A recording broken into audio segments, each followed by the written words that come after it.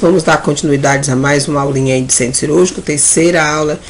Começar falando sobre posicionamento cirúrgico. Ele é definido, posicionamento, como um fator-chave no desempenho do procedimento seguro de cirurgia. Ele deve oferecer ao paciente, claro e evidente, uma exposição ao local a ser operado.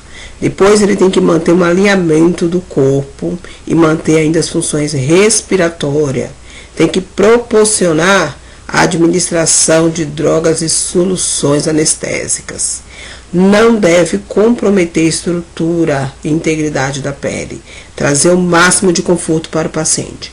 Então é o seguinte, um paciente mal posicionado para fazer uma cirurgia é muito ruim. Porque o mesmo está sedado, ele não está mexendo, né, suas estruturas e pode ter um comprometimento que é lesão por pressão lá no centro cirúrgico, ainda no intraoperatório. Então esse paciente, depois, ele pode voltar da anestesia com dores no corpo devido ao posicionamento cirúrgico inadequado, ou ficou uma parte do corpo dele onde não ficou bem apoiada, ficou presa no cinto. Então ele pode voltar desse centro cirúrgico aí para a unidade pré-operatória reclamando de dor devido ao posicionamento cirúrgico. Então o posicionamento ele é um fator chave aí para um bom desempenho dessa cirurgia, para esse paciente não sair do centro cirúrgico com dores, né, reclamando de dores lá na unidade de origem. Eu deixei para vocês aqui alguns posicionamentos cirúrgicos. Vou encaminhar junto com esse slide a parte de todos os posicionamentos, né, o paciente deitado lá nas imagens, e vou deixar também as orientações de enfermagem lá em cada procedimento cirúrgico. Então vou mandar um slide anexo a esse daqui para que vocês dêem uma olhadinha lá. Aqui eu deixei algumas posições, algumas vocês já conhecem, então craque nelas. Trendelenburg, né? O Trendelenburg ele pode ser o simples e o reverso. Lateral direito, lateral esquerda, paciente sentado, paciente com flexão de abdômen, operação para tireoide, onde ele tem que ficar com a área do pescoço, aqui a área da tireoide bem visível. Semi-sentado e paciente em posição horizontal, né, horizontal deitado. Então, eu deixei esses posicionamentos aqui, mas vou encaminhar um slide anterior só a título de leitura e curiosidade também, o que fazer em cada posicionamento cirúrgico. Aí nós vamos passar para uma outra parte, que é a parte de escovação. É claro e evidente que antes de iniciar a paramentação, tem que fazer a escovação, degermação. Esse é o primeiro passo para início da cirurgia. Né? Depois que já arrumou a sala, o paciente já tá chegando em sala e tudo mais, precisa fazer a parte de limpeza, de escovação. Somente os médicos, assistentes e instrumentadores vão participar deste processo. O circulante de sala não vai fazer isso. O anestesista também não. Antes de se vestir com o avental estéreo, deverão realizar o processo de escovação das mãos. É um outro processo lá que ele faz de escovação, diferente do nossa famosa higienização das mãos. O médico faz a escovação e degermação com uma escovinha. Essa escovinha ela pode ser uma escova com clorexidine ou uma escova com clorexidine degermante, né, ou uma escova com polvedine também degermante para fazer a degermação desta pele. Depois aí sim, ele vai partir para a parte de paramentação. E na paramentação, a gente tem uma coisinha aí específica. Né? A roupa privativa do centro cirúrgico, ela é a calça e a blusa, o propé e o sapato. O gorro e a máscara. Né? O avental cirúrgico e a luva cirúrgica, ela é uma outra parte que só vai colocar depois da degermação. Então, o profissional que trabalha no centro cirúrgico, ele vai estar normalmente usando uma roupa privativa. Essa roupa privativa vai ser o quê? A calça e a blusa, o propé, né? O sapato pode ser privativo ou não, mas ele vai estar usando o gorro e a máscara cirúrgica. A luva estéreo e o capote, ele vai colocar só no momento que ele for fazer algum procedimento, né, cirúrgico. Aí vai ser o médico, o médico cirurgião, o médico auxiliar e o instrumentador cirúrgico. Você, circulante de sala, não vai usar o capote, a não ser que você for participar diretamente da cirurgia. Então, não vai. Então, lembrando que todo paciente, todo funcionário, toda pessoa que trabalha numa área restrita, ela vai usar uma roupa privativa. Roupa privativa, ele usa só naquele setor. Saiu daquele setor, ele tem que usar a roupa normal. Então, você não pode estar no centro cirúrgico usando sua roupa privativa, depois você vai transitar em todas as unidades usando a roupa privativa. Vai no refeitório, vai na rua, volta usando a roupa privativa. Você acaba levando a infecção para dentro do centro cirúrgico. Porque aquela roupa você usa só dentro do centro cirúrgico, não é para usar dentro das outras alas do hospital. Uma outra coisa, as pessoas que trabalham em setor fechado, como UTI e CME, eles usam roupa privativa. Aí sim, eles usam dentro só do local também, não vai ficar saindo para lá, transitando nas outras áreas com a roupa privativa, tá? A cor da roupa privativa, cada hospital vai ter a sua roupa privativa com a sua cor de preferência, né? Então, a função do auxiliar de enfermagem é auxiliar a equipe médica na sua paramentação. Isso também já foi discutido em conversas anteriores.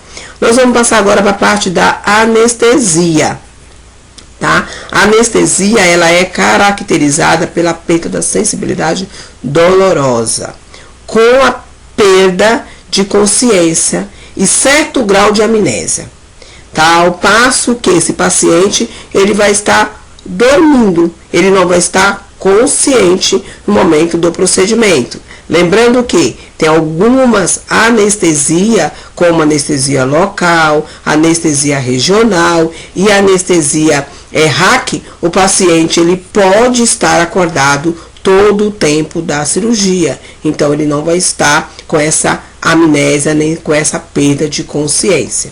Lembrando, a anestesia, ela é um processo que vai tirar a sensibilidade da dor, a sensibilidade dolorosa, mas vai manter a preservação do estado de consciência, tá? Então, se for uma anestesia local, regional e RAC, o paciente vai estar consciente todo o tempo. Ele vai estar ouvindo, né, e vendo, às vezes, o que aconteceu durante o seu processo cirúrgico.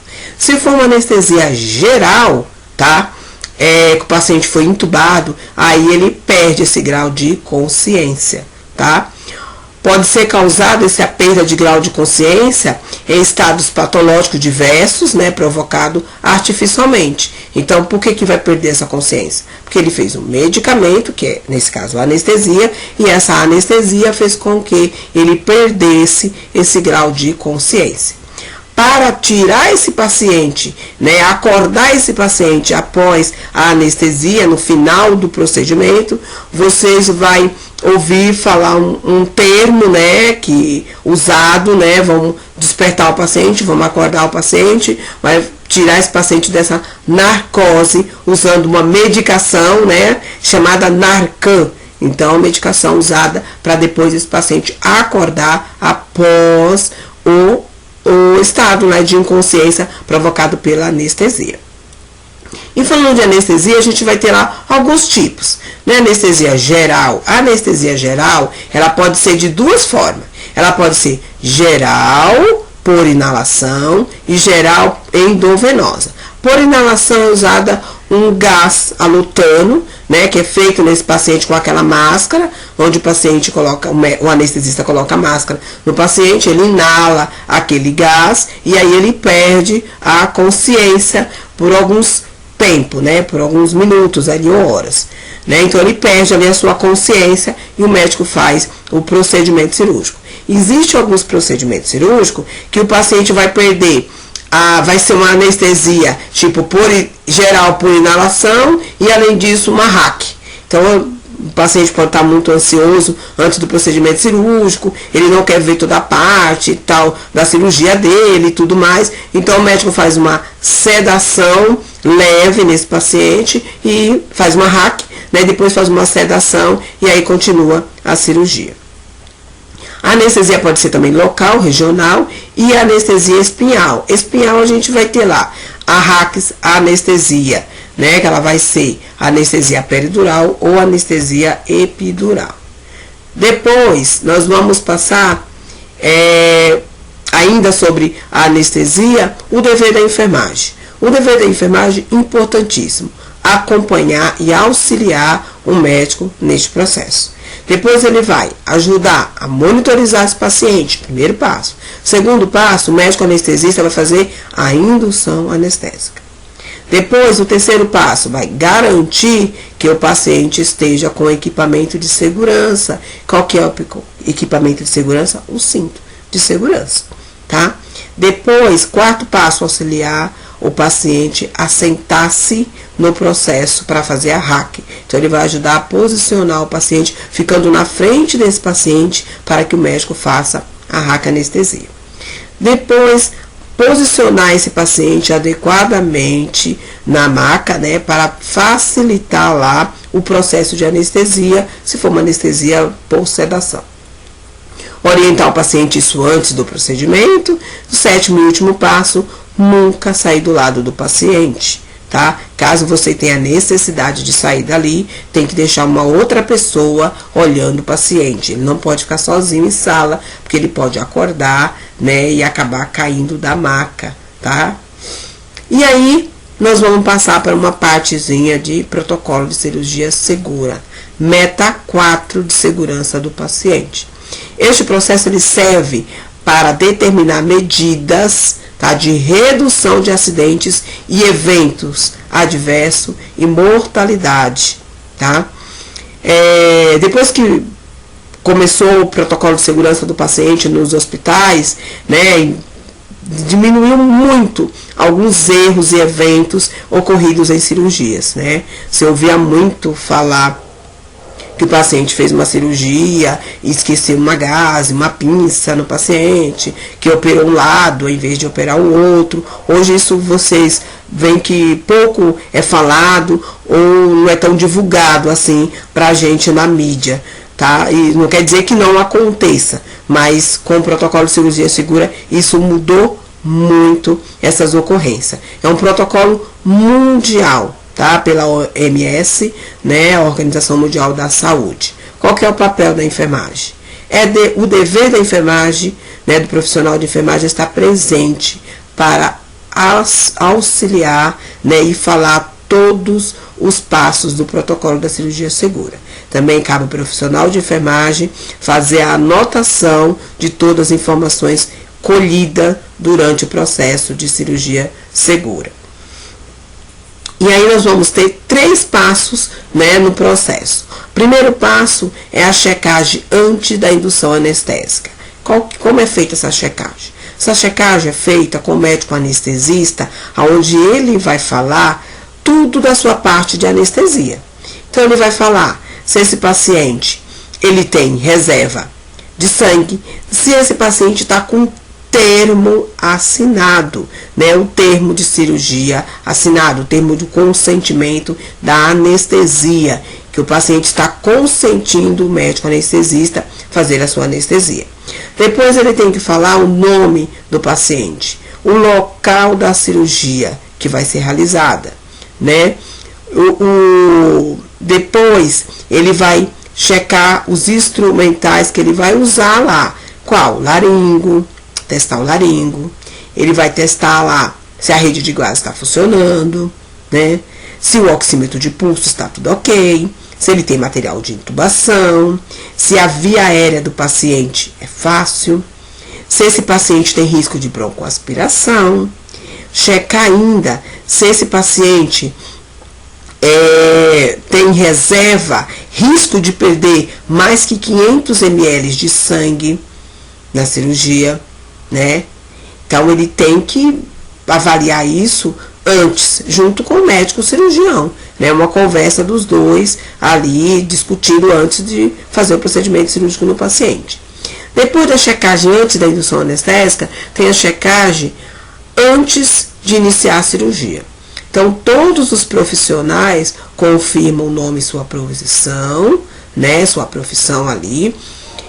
O cirurgião e anestesista, junto com a enfermagem, confirmam o nome do paciente, a cirurgia e local a ser feito, a antecipação de eventos críticos nesse paciente. O que é essa antecipação de evento crítico?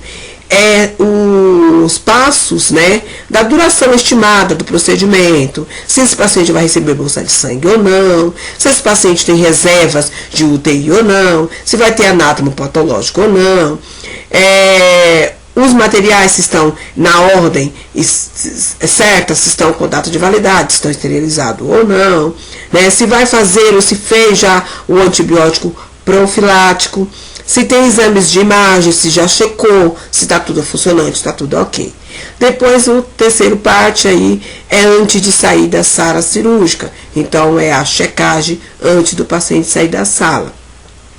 A enfermeira vai confirmar verbalmente com a equipe o nome do procedimento que foi realizado, né, a contagem das compressas instrumentais, se foi feito ou não. Vai existir cirurgia que não vai ter contagem de compressas.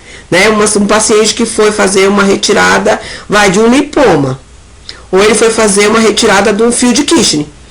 Não tem material para deixar dentro do paciente compressa, então não há necessidade de fazer essa contagem de compressa, porque não teve corte. O paciente foi lá, apenas puxou o instrumental, fez um corte superficial daquela região, então não teve isso.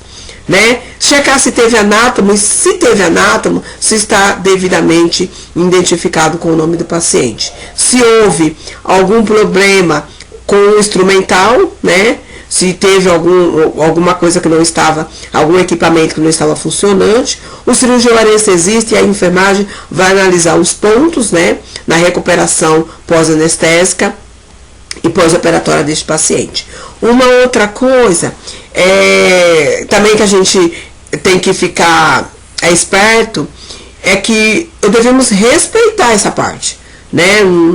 É feito para a segurança do paciente, né, e para a segurança nossa também, não só do paciente, segurança do paciente e nossa também como profissional e do hospital também, é claro e evidente, tá? Então essa checagem é importante por conta disso daí.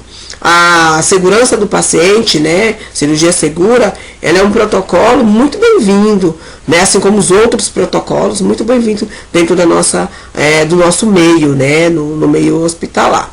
Lembrando que na parte da cirurgia, o médico cirurgião também tem que aplicar o termo, né, com esse paciente também. Ele tem que esclarecer esse termo, né, autorizando a sua cirurgia.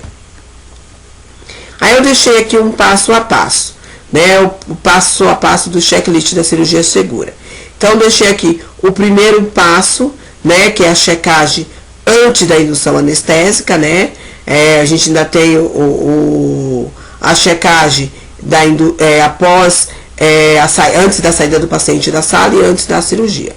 Né? E temos o time-out, né? O time-out, protocolo de cirurgia segura também. Pois antes da indução anestésica, né? E aqui o passo antes de iniciar a cirurgia, com a conferência lá dos itens que vai ser pedido. E antes do paciente sair da sala, o checklist antes dele sair da sala, com a contagem dos instrumentais, muito importante, todas as outras coisas que a gente já comentou.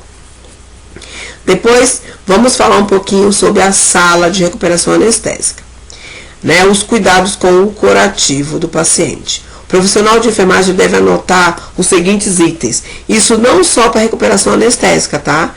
O aspecto de curativo, você anota em todos os pacientes que tenham curativo.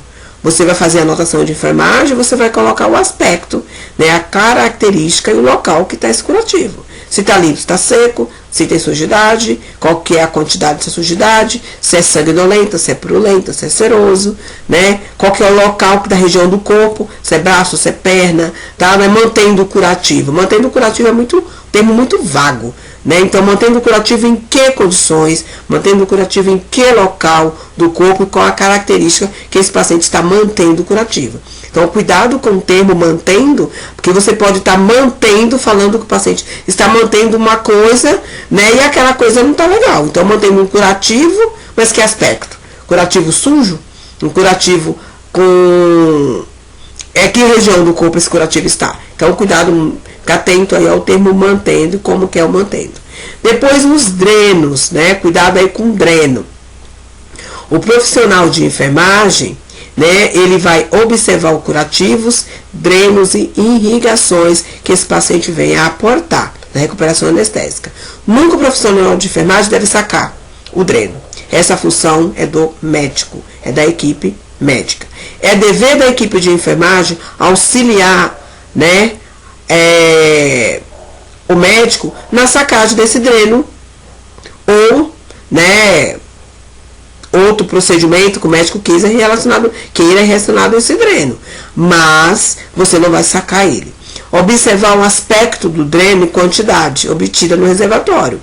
Caso seja notado um volume fora, né, do normal, né, um volume muito grande, tem que comunicar imediatamente à equipe médica, o médico responsável por este paciente. Quais são os tipos de dreno que a gente tem? Os drenos têm infinita quantidade de drenos, mas, né, a gente tem os mais conhecidos, que mais vocês vão ver por aí. 2 drenos ou mais o paciente pode portar, paciente que tem 2 drenos bilateral, né, então pode ter um paciente com dreno de tórax, né, com dreno lá um pneumotórax, fez uma cirurgia no tórax e o médico deixou um dreno lá de tórax. Pode ter o dreno de sucção, que é o dreno Potovac, ou o dreno tipo pera, que é o JP. Lembra uma coisa, dreno de sucção, ele não necessariamente tem que estar pendurado, tá? Porque ele vai sugar, o nome diz, sucção, ele vai sugar o líquido que está dentro da cavidade. Porém, esse dreno ele tem que ficar em uma posição meio que amassadinha, tá? Você dá uma amassadinha nele, você fecha ele, ele fica meio amassado, né, esse dreno. E conforme o líquido vai entrando dentro desse dreno, ele vai soltando e vai abrindo mais. Então, o dreno de sucção, ele não necessariamente tem que ficar pendurado na cama, tá? Porque ele não é por gravidade, ele é por sucção. Então, por sucção, ele vai sugar o líquido da cavidade. Depois a gente vai ter o cuidado com a irrigação. Irrigação, você vai observar, né, como que esse paciente vem mantendo essa irrigação, qual que é o aspecto dessa irrigação. Irrigação o médico vai passar uma sonda vesical de 3 vias neste paciente, tá? Lá no centro cirúrgico, ele passa essa sonda de 3 vias. Uma via vai estar lá conectado um soro fisiológico, tá? Uma outra via conectado lá a bolsa coletora e a via lá fechadinha lá, que é a via que você vai tirar lá o líquido, né, que você insuflou o balão. Para que você entenda, esse paciente vai vindo lá da sala anestésica para RPA com esse soro mantendo, é uma equipe tipo Y, mantendo 2 soros lá. Um soro correndo mais rápido, um soro correndo um pouco mais lento. Lembre-se, você não pode deixar o soro acabar. Por isso que já vem mantendo 2. Geralmente, esse soro, como o paciente, essa irrigação é para evitar esse soro, vai entrando na bexiga do paciente, para retirar, retirando os coágulos de sangue, se parar, o coágulo vai acumular, ele vai obstruir a sonda, tá? Então, para que isso não aconteça, eu já venho com 2 soros. Caso não venha com 2 soros, venha com um soro só, você tem que ficar muito atento, porque não pode deixar acabar esse soro e você ainda aí colocar outro. Então, tem que tomar um pouquinho de cuidado quanto a isso. Depois é o seguinte, o soro é gelado, né? O soro tem que ser gelado, porque se você está querendo fazer uma hemostasia no local, se o soro não for gelado, for soro quente, né, não vai adiantar nada, ele vai sangrar mais. Então, para ajudar nesse processo, o soro gelado é um soro em temperatura ambiente, caso você não tenha o soro gelado no local. Outra coisa importantíssima é fazer o débito desse paciente, fazer o balanço hídrico desse paciente. Um balanço hídrico, você vai ter uma folha de irrigação. Essa folha de irrigação, né, que é esta folhinha aqui, é a folha do balanço. Tá? Essa folha do balanço, o que você vai anotar nesta folha? A hora que você colocou o volume, quanto de volume você colocou, né? O aspecto desse volume que foi drenado e o balanço hídrico, né? Quanto que esse paciente teve de perda desse balanço. Então, você colocou lá 1.000 ml de soro fisiológico no paciente, tá? Que horas você colocou? 8 horas da manhã. Né? Quanto que esse paciente, quando você foi desprezar, quanto que tinha nessa bolsa? Ah, nessa bolsa tinha 1.500. Então, se você colocou 1.000 era o soro que você colocou, 500 foi perda. Essa perda pode ser urina junto com o sangue, tá? E aí, como você vai saber, a urina e sangue? Sim, vai estar hematúrico se for sangue. Se tiver claro, límpido, né, só aspecto de urina, então ele só está perdendo urina. Então, 1.000 ml de soro, uns 500 ml de urina. Se tiver hematúrico, ele tem perda aí de urina, mas perca de sangue também. Eu deixei uma folhinha aqui, um exemplo de balanço que a gente faz. Então, o paciente recebeu 1.000 ml, né, na sona. Ele eliminou 900. Nesse caso, o balanço dele é positivo, porque ele reteve. Né, ele está com mais ganho do que perda. Ele não eliminou quase nada de xixi. Tá? Ele não teve diurese praticamente. Teve 100 ml só de diurese. Então, o restante ele reteve. O segundo exemplo, eu deixei um paciente com irrigação com 1.000 ml também. Só que aí, ele eliminou 1.200. Então, ele teve um balanço negativo. Porque ele perdeu, ele teve mais perda do que ganho. Tá bom? Então, essa é a partezinha de irrigação.